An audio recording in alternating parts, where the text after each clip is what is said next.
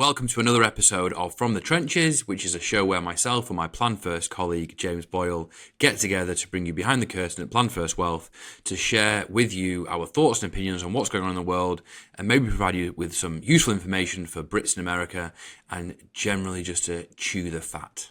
So without further ado, let's get into it. Hi, James. How are you, Richard? I'm good. We've it's been another wild week in the raising small humans business here. One of them's got an ear infection. How is that? How's that going? I mean, it was really rough for the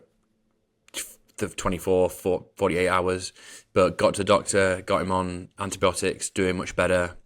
We had a horrible night's sleep. I mean, it's worse for him, obviously, so I don't want to make it all about me, but we had a horrible night's sleep on Tuesday. We went to bed super early last night. We were like, we could get an uninterrupted night's sleep here. I'm desperate for this. And then the dog starts being sick. Oh, no. Really sick. He's fine now. He does this every so often. And he always saves it for a night where the kids sleep through the night. Yeah. So I was up for 2 hours with the dog in the night. So this is going to betray my supreme ignorance in all things children. But are they eardrops, or do you have to? No, he's on amoxicillin. Okay. So apparently it's quite common. Kids get ear infections. I kind of thought that's what it would be, but based on the symptoms. And apparently, I don't know what it is, but apparently the canal between the ear canal is an angle or something, where ours is straighter. Oh, okay. And apparently it leaves them more susceptible to ear infections, which can be serious. Mm-hmm. You know, he was really suffering, and they can be serious. But but 24 hours after getting on antibiotics, he was in fine fettle. Had a good night's sleep. Good. And he came roaring back. So all is well, but it was a rough 24 hours. And then the dog ruined last night for us. So what's going to happen tonight? One of you are going to have to kick off. Yeah, we'll see. So fingers crossed. What's going on with you? Same old here. We're diving into spooky season. I don't know if your household is participating with Halloween plans coming up. Well, it's obligatory here, isn't it? Yeah, it's big time. You kind of have to. Yeah. So yes, we are. We're going to be the turtles. I'm going to be Raphael. Yes. Raphael is the blue one? No, he's the red one. The blue one is Leonardo. Leonardo, okay. That's going to be Xavier. Roman is Michelangelo. Kate is Donatello. Very nice. There you go. Right, let's get into it. What do you got for us? Excellent. So it's been a busy week in the markets here. We're recording this on a Thursday, October 10th, so some of this will be outdated. But as of last week, the market's been at an all-time high.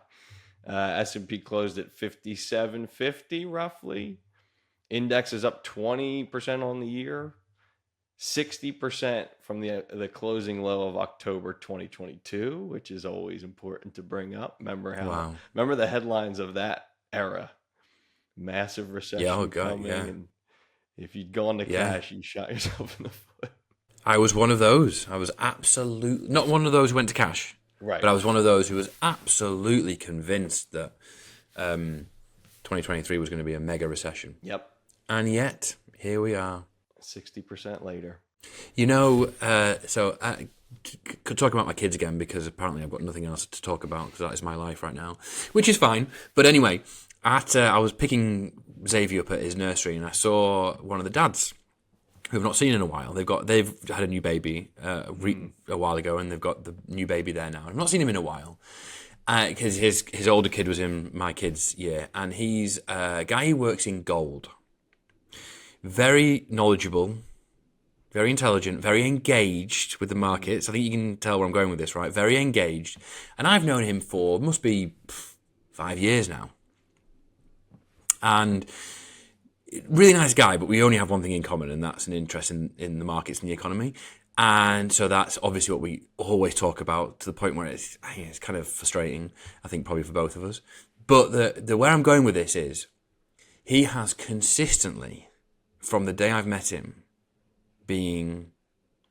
calling the top. And I have consistently,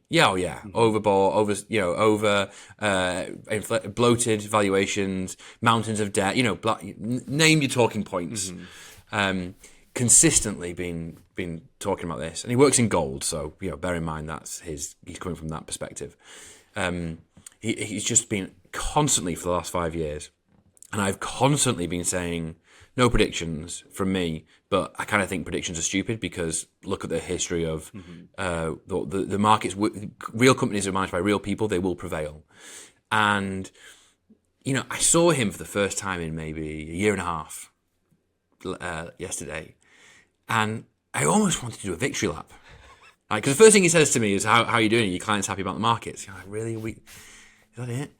And I said, yeah, they're really happy, and I'm waiting for him to be like, you know what, you said it all along. I've crawled the top a million times, and yet here we are. But instead, the goalposts have moved. So he says, yeah, things are going really great, aren't they? And I'm hoping maybe we can hit 7,000, and then before it all blows up. And I was like, well, it's always going to blow up at some point. He's like, yeah, but this one's going to be a real doozy. The black swan people are always waiting for, right? This sort of looming threat. Yeah. And by the way, this is someone who's not put money in, who's worked really hard on placing private money in private investments because he's waiting for this to come. And he could have just put it in the market and let it do its thing for no cost and no effort. But he's just constantly seeing the next big crash. And eventually, I guess he'll be proved right. And then he'll sit out the next 10, 15, 20 years. And it's just, it's just really, I find it really illustrative that not illustrative, but it's kind of like it's just a good reminder that is out there, and we're always fighting against that. Yes. And I've been proved right on one level, but the goalposts have moved. You can never definitively state your case, because there will be something on the horizon that this looming always threat. Yeah. And then when the inevitable correction, crash, blow up happens, voila, I was right all along. Yep. Yeah, but how much money have you missed out on in the interim?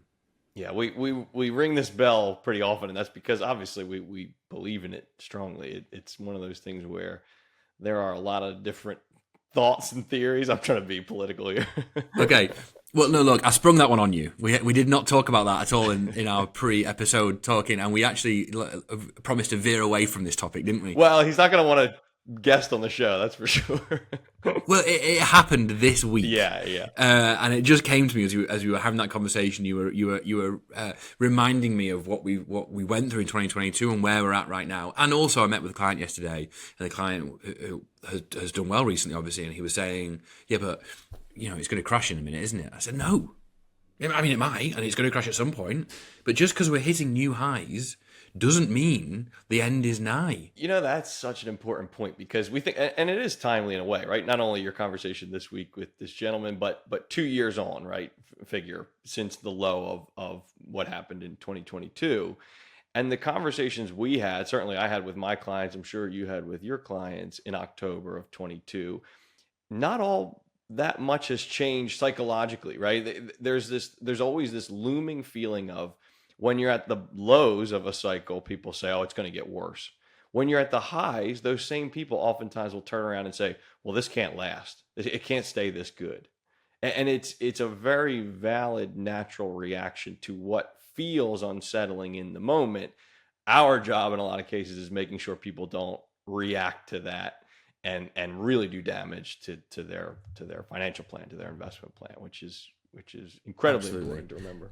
And I also want to give this guy credit. He said that, but he then also said, oh yeah, look, like, you guys have been remarkably consistent over the last few years. And he's been with us from the beginning. Just hang tight, this too shall pass. And so he's like, that's what I'm going to do. But it's just the expectation. Yep. Even though he's not going to act on it, which is great, but it's just the expectation that, oh, this party's got to end, it's got to end. Yep. Absolutely. So obviously all eyes on the Fed right now, and we had some interesting data come out on the labor market. So last Friday we had a jobs report. Obviously it was 254,000 net new jobs in September, which was a great report. That was well above expectations. Labor market appears to be holding up. We got some hot off the presses this morning, actually. Jobless claims came in slightly higher than expectations. So we're seeing some sort of, softening. I don't think there's any alarm bells that are immediately sort of ringing. Obviously, people are anticipating what does the Fed do at the next meeting here in November, and then of course December beyond that. I think the big question in investors' minds, and you'll see headlines screaming about this, are we getting a rate cut in November? And then if so, how big is it? I would say that the CPI report this morning suggests that half a point is off the table, right? 0.5 is off the table. It feels like, unless new data. Imagine two. No. I can't imagine two back-to-back half a percentage point Yep. rate cuts. When the economy's like this, I'd be unless something happens between now and then, I'd be gobsmacked. And they just released the minutes too from last meeting that essentially said there was a lot of discord and discussion about whether quarter or half was the right move last meeting. So I think the discussion now will be, do they skip November and say, well, we did 50 last time and now we're going to kind of skip that and reassess in December, or do we get another quarter cut? I think it's a strong case for either right now. Yeah, but the economy continues to do well. Companies are doing well. There's some weakness, but interest rates are going to come down. That's going to be stimulative. Crazy stuff going on in China. And nothing happening next month here in the States, right? That we have to worry about. So. Well, yeah, nothing happening. But again, there's always stuff happening here in the States, but we don't need to worry about. I say we don't need to worry about it from a marketing and investment perspective, but you never do for long-term investors, which is what our clients are. So keep calm and carry on, as we like to say in the UK. Absolutely. Okay, right. Well, James, shall we? Did you see the news? Did you see that Trump came out yesterday and has pledged that if he becomes president to remove not necessarily citizenship-based taxation, but double taxation from Americans living abroad? I just saw the headline. I wasn't aware of the details here. Well, I don't know if there are any details yet, and the devil is always in the detail for this stuff, because it's not just the double taxation. A lot of double taxation actually is removed by treaties. A lot of the frustration for people is the requirement to continue doing US tax returns, which then, the tax years don't marry up, and then the frustration they have and the difficulties they have opening accounts or even getting invested in non-US stuff in local currencies. So it's not just a question of double taxation. In fact, I would say for some people, it's not about double taxation at all. It's about the logistical and financial challenges of being a US taxpayer and having all those obligations and restrictions and requirements outside the US. It's the administrative burden that never ends. Absolutely. Yeah. But now, and I wish it'd come from a different party, obviously. I truly do. But just the fact that someone at the top is talking about this is massive. Yep. Could this be the start of something? I don't know. It's not perhaps that relevant for most of our listeners who are expatriates or immigrants in the US. So we have to deal with a lot of stuff. And there'll be no changes to that. But a lot of our clients, a lot of people we speak to, do leave the US as US citizens. And then they find out, crikey, this is not easy. This is hard. This has got surprises. All the stuff we just mentioned. And and then there's literally millions of Americans abroad suffering. And I'm using that term intentionally, suffering through this. And I thought there was zero appetite to fix this at the government level, because I don't know if a lot of these citizens vote in Congress or Senate elections, but I think they do for president. And just the fact that it's being talked about at the top, even if it's just a cynical vote grabber, is something. It is. It's a glimmer of hope for those people who are affected by it. And it's easy to your point, it's easy to overlook that until you're in that position, right? And then you're staring down the barrel. Maybe you move back to the UK or somewhere in Europe, and there are benefits obviously to US citizenship, but when you've moved away and you're staring down the barrel of 40 years of this, continued burden, it's a headache. Yeah, it is. So I've not got anything else to add on that. Just watch this space. Watch this space. You know what? The only thing to add there that it brings to mind is every once in a while people will reach out, listeners of the show will reach out and say, there's this new proposal in Congress about removing WEP, right? Windfall elimination provision, which is a reduction in your Social Security when you're eligible for a foreign state pension. they tend not to go anywhere. They tend not to get too much traction. Obviously, our stance is going to be don't make any changes to your plan until we have clarity on if something were to come to pass. But you're right. There's an element that the fact that this conversation is happening is encouraging on some level. All right, James. Well, look, before we get into the next part of this, I just want to give ourselves a pat on the back, actually. I've started receiving the odd voicemail, email, even a meeting where it's become apparent, well, it's not become apparent, people have told me that they've been listening to us on this podcast. Absolutely. And acting accordingly. Mm-hmm. So I had one meeting recently with a chap who we're not going to be able to help yet, but he essentially has recently moved here and he has dodged some of the really common landmines, and he partly attributes that to listening to us, and that felt great. That is excellent. That felt great. Like, look, we're doing this. This is not purely altruistic, right? We're doing this because we believe we have valuable information to put out there. We want to put it out there, build our brand, and hopefully attract the right people to our business, right? But that's the main part. But there is another part of it where moving here is challenging. Mm-hmm. There are obstacles and landmines you can't even see, you don't even know about, and they can have a real impact. And as I said to you before, people don't move here for the good life. You want the good life, you go to Europe or somewhere else. People move here for the opportunity, and to move here for the opportunity to work hard, to grind it out, to jeopardize it by accidentally, inadvertently, unintentionally tripping some of these landmines bothers me.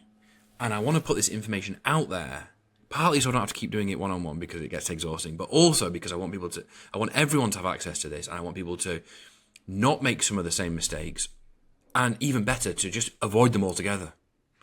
And it's happening.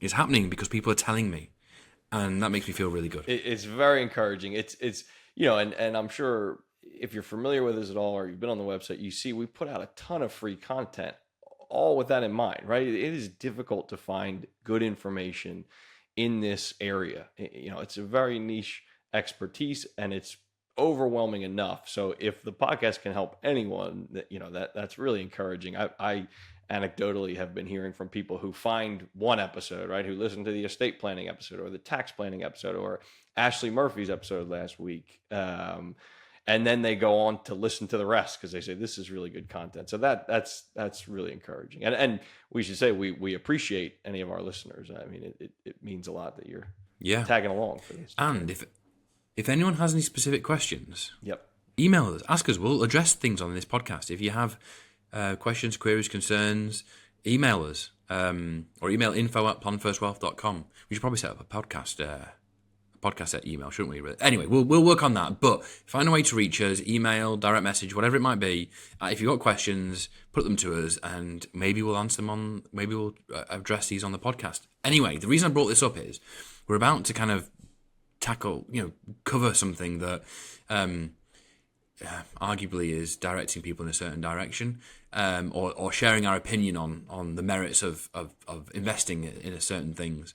And people are listening, and hopefully people will hear the message we're going to put out now. So what I wanted to bring up was I'm seeing, I'm sure you are as well, in the financial press and the phone calls we're getting and emails, there's an explosion in private credit offerings for retail investors. Right, without getting into what private credit is, the point. What this is indicative of is another what's hot in the investment world. The flavor du jour. Right, so for the flavor du jour. Last year it was alts, alternatives, right? And I guess private credit is a version of alts. Mm-hmm. It's just last year it was just generically, alts, but I've got to have some alts. Now it's it's got to be private credit. It's got to be specifically private credit. Prior to that, and you've probably got your own list that you can reel off. When I first started in the industry in the UK, there was this fund called Arch Crew that everyone was going crazy over. They invested in alts, private equity and stuff, and that properly blew up. I remember student accommodation That was a big one. That was big in the Yeah, you UK. had mentioned that. Yeah. Life settlement funds, I think they were big here and the Okay. US, Yep. right? Mm-hmm. Gold, the always hedge funds, Yep. that's always been touted. And it's just the latest line in what's hot, and it's BS.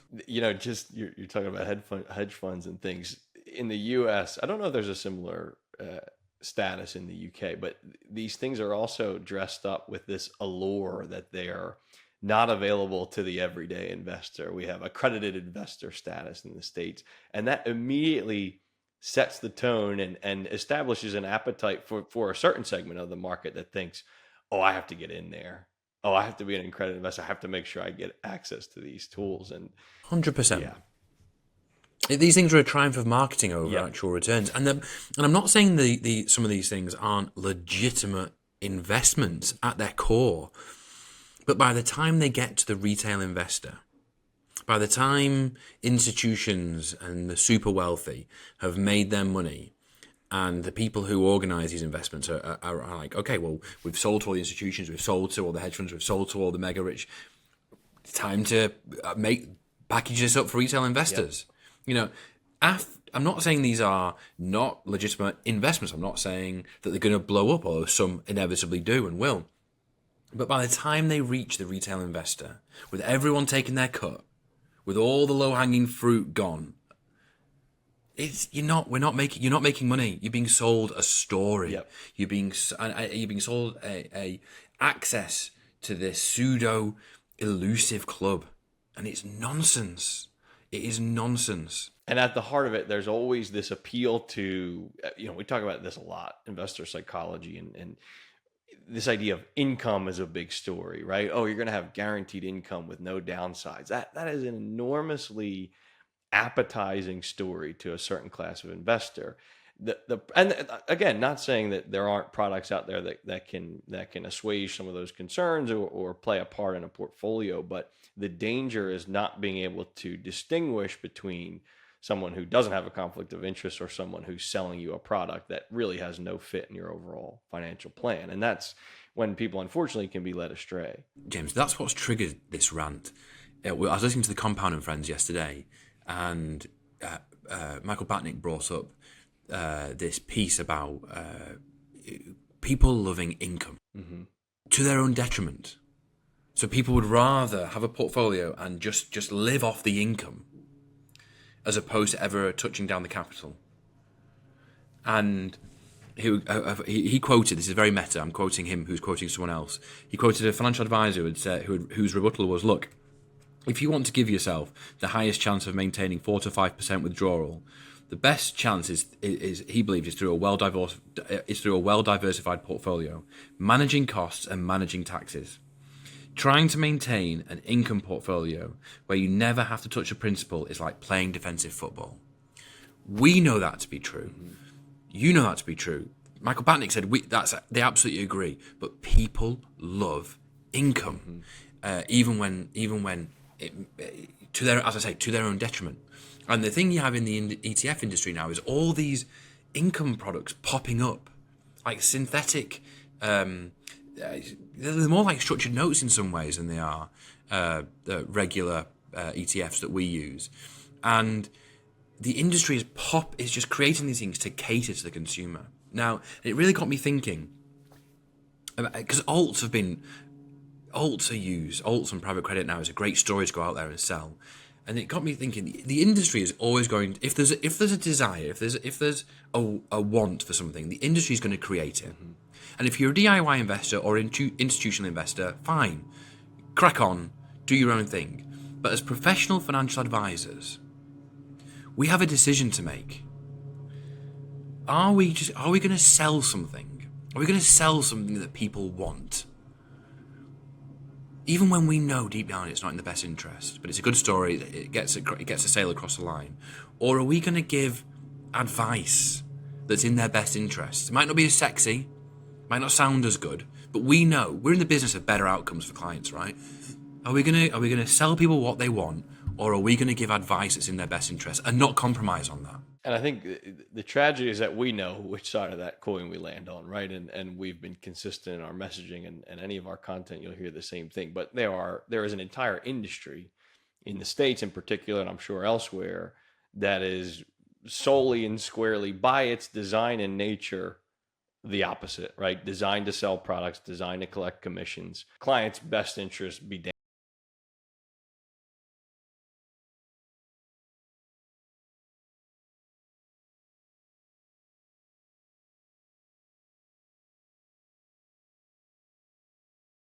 Not that they don't have a place in a portfolio, but if someone is sitting down from you and they are telling you and being transparent and saying, I make a commission on selling you this permanent life insurance or this whole life insurance or this fixed indexed annuity or this universal variable life, and you don't have a crystal clear idea of how that fits into your plan, what the costs are to you, what the benefit is to them, you really want to proceed with caution because, again, this industry is designed to extract that wealth from those retail investors. Yeah, and look, I know this rant started about private credit and alts and just other invest nonsense that sounds good, but we know is detrimental to people's health.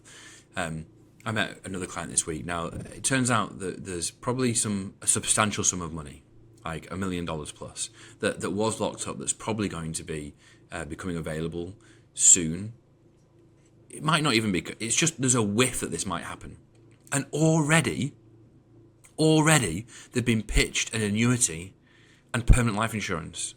Side by side, these are. Side by side. This is liquid capital, and they've been pitched these products, which I am so cynical about.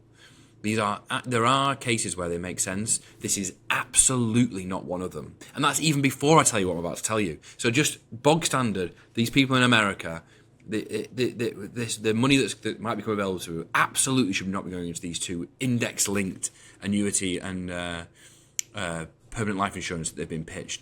And then these clients are almost certainly going to be retiring outside the US. Not sure where yet. So they've been pitched these inappropriate annuities and permanent life insurance, and we don't even know what country they're going to be in. We don't know these hyper-specific US vehicles. We know what the taxation is in the US. We do not know what the taxation will be outside the US, and they get locked into them. Well, they won't because they're going to take my advice, but oh my, it makes my blood boil. And those things are out there all the time. It's unbelievable. All the time. And the marketing dollars that goes into it, it's just incredible. But it's one thing an insurance agent flogging this stuff. They don't have a fiduciary duty. It's another thing in the world we're in, the RIA world, where we do have a fiduciary responsibility. And we know, James, based on the research and the evidence, that really the best thing for clients is, we believe, straightforward equity, fixed income, cash, property, right? Keep it really simple. And I guess you can make an argument for certain other investments, but a lot of this stuff, I truly believe people are selling it because it's easier to sell and not because deep down they believe it's in the client's best interest. Yep. And that's a conflict. It's something we come up against every week, right? I mean, it's something that we have these conversations all the time. And it's something, again, if the message is nothing more than proceed with caution, right? And know that we've talked about synthetic ETFs and index-linked annuities and permanent life insurance. A year from now, 2 years from now, 5 years from now, there's going to be every other flavor of new products that have been financially engineered with an inch of life, designed to cater to an explicit market that will buy it eyes closed, right? So just be cautious of those things, and there will always be something new to grab eyes and grab attention. You know what's wild? These clients, they're seriously tempted because a story has been weaved about guarantees and floors and participation in the S&P, but bottom floor, and then a guaranteed income at a certain amount, and they're seriously tempted on that. And if I wasn't there, there's a really good chance they'll go for it. And how often does that happen? Yep. And every time we take on a client who's got these things and we open the bonnet, it's never what they think it is, and it's never better. So just beware. So I guess let's leave that there. I'll calm down in the corner. Excellent. Excellent. Well, we're coming up to our time here. I know we love to land on pick and mix. Do you want to start? Or I can start? No, all right, I'll go first. So I'm reading a book that I'm really enjoying, and I wasn't familiar with it until recently. So it's a Russian book, and it's called Life and Fate by Vasily Grossman. And I'm only about halfway through, but it's one of these one of these chunky books that the Russians love to churn out. So it's obviously Dostoevsky and Tolstoy. So have you read War and Peace? No.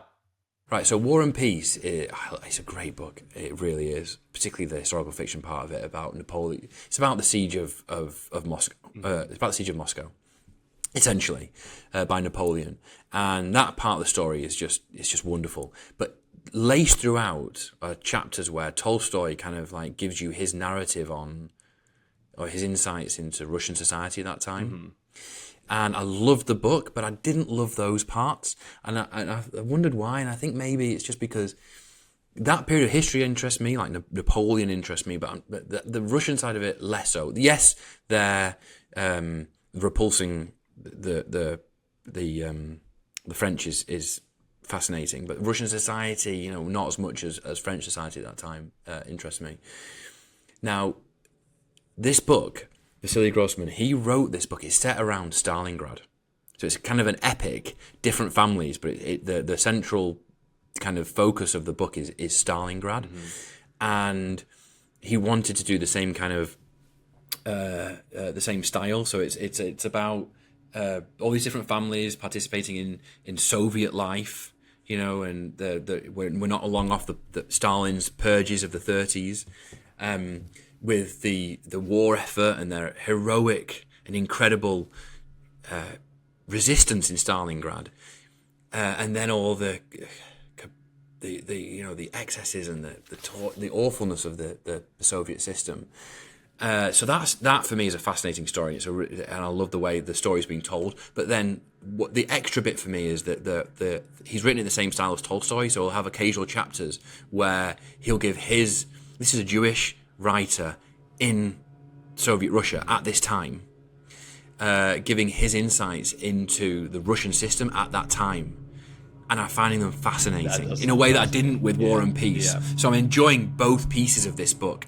I find this period of history fascinating, reading a Russian's perspective on it. I've read loads of books from the British and American perspective on it, even the German, but never a Russian Stalingrad. Like I've read Anthony Beevor, Stalingrad and stuff like that, but never read an actual Russian's perspective on it. But then his wider take on authoritarianism and how the Soviet system under Stalin and the fascist system under Hitler are not too far apart. They're opposite ends, but they're not too far apart. And I'm really, really enjoying it. And I never even heard of it. And it's a cracker. Oh, and the really fascinating thing this guy he was already famous author in Soviet Russia, and he wrote this book, and it was banned by this. The Soviets took the manuscript and wouldn't publish it, but he'd sent 2 other copies out to his friend and another friend, and one of them managed to smuggle the book out of Russia. Wow. So it got published outside Russia. He died, unfortunately, before it was published, I think. But it got published. It was banned in Russia because it's pretty critical of it, and it got published, and then eventually it's been published in Russia. But yeah, it's highly recommend Life and Fate by Vasily Grossman. When was it published originally? Do you know? 60s maybe. Okay. I think he died. I think he wrote it in the early 60s. I think he died in 65, and maybe it was published in the late 60s. I'm not sure. That sounds maybe later. I really can't remember. That sounds fascinating. I gotta check that out. Yeah. I'm now realizing we should have collaborated on pick and mix, because I was picking books and things, and I'm thinking I was coming across too stuffy. You've got this sort of life enriching, beautiful tome about Soviet Russia. I've got, on the other hand, Bad Monkey starring Vince Vaughn on Apple TV Plus. So quite a different story here. But I figured instead of going for a book, I went for a show. I don't know if you've watched it or if you have Apple TV or anything, but this is a very light, and we can end on this light note, comedy thriller. It is based on a book by, there's a writer, Kyle. No, excuse me. I always mispronounce his name. Carl Hyacin. I think he did these sort of humorous thriller type stories in the 70s and things. He was a journalist prior to that, but it follows the titular character played by Vince Vaughn, who's this detective based in Key West, Florida. For the seasons, like Key West. for the seasons changing over, it's nice to see some sunny shores and pelicans and things like that. And it's him, an out of work detective trying to solve this mystery.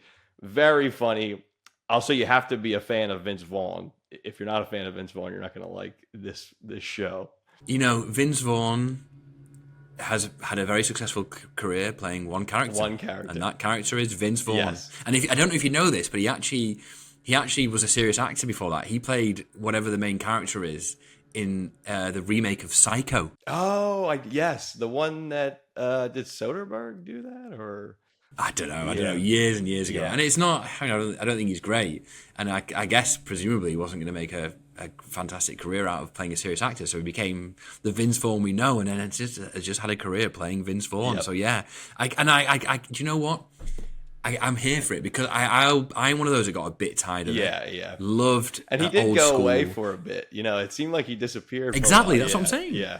So I loved old school, obviously, and then there's a few more after that, and then Dodgeball, right? Yeah. But then you just get a bit tired of that shtick. Yeah. But then you're right. I've had a Vince Vaughn hiatus, and I think I'll check that out. I think you're going to join the Vince Vaughn-assance after. Well, I wouldn't go that far, but I'm ready for a bit of Vince Vaughn. And I should say too. I think the last episode aired last night. I haven't watched that yet, so I'm hoping they stick the landing. It seems like they will, but yeah, if you're looking for recommendations, check it out if you're into Vince Vaughn's brand of humor. Yeah, great. Well, look, I don't know if it comes across. This has been a very hard episode to record because I've had a leaf blower followed by a lawnmower outside my door, and we've muddled through. And producer Toby promises he will be able to get rid of the background noise. So if he doesn't, and the production on this is horrible, you know who to blame, everyone.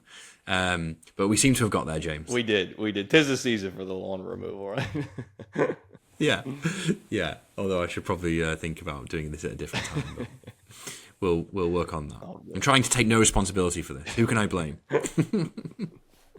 Great. Well, good to catch up with you as always, and I'll see you next time. See you next time. Thanks for listening, all. All right. Bye. All right, everyone. Well, listen, thanks for listening again. Just a reminder, if anyone does have any questions or queries, they want us to cover anything off on here, email us. Try info@planfirstwealth.com, info@planfirstwealth.com. We will look into having an actual proper email set up, but reach out to us.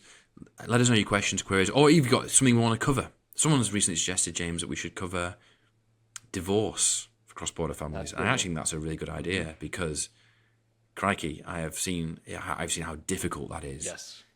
Here, when you got assets in different countries and you got a UK marriage, but you're getting a US divorce, you got, you need pension sharing orders, very, very, very hard. So I think that's a great suggestion. So please, suggestions, questions, send them to us. We shall endeavour to answer them. And we'll be back in a couple of weeks when we have, I think it's David Nixon is up. We're going to talk about all things FX. Currency, right. Currency transfer, moving between dollars and pounds and any other currencies, but how best to do that. So 2 weeks, we're back with David Nixon, and then you and I again in 2 weeks after that. Sounds good. Excellent. Excited to listen. All right, wunderbar. Ciao for now. Thanks all.